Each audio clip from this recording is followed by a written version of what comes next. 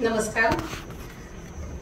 आज आपण सर्वजण ज्या फाउंड्री मनच्या आत्मवृत्त असलेल्या पुस्तक प्रकाशनासाठी जमलेलो आहोत त्या माझ्या काकांबद्दल मी माझे मनोगत थोडक्यात पण महत्वाचे अशा स्वरूपात म्हणजे काकांना जसे आवडते तशा स्वरूपात व्यक्त करत आहे.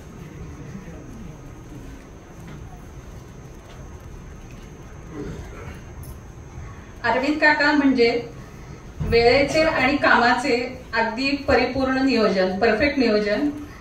तसेच काका म्हणजे स्पष्ट वक्तेपणा.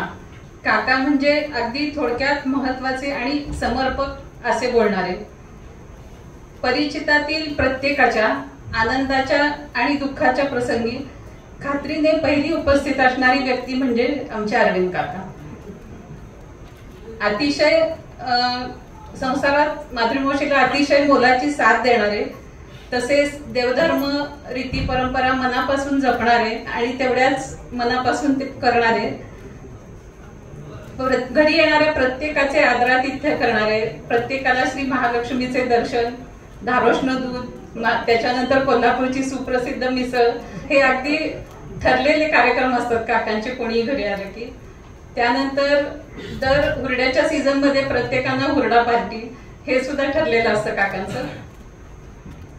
त्याच्यानंतर आणखीन एक काकांचा गुण म्हणजे काका हे उत्साहाचा अखंड खळखळत वाहणारा झरा आहेत.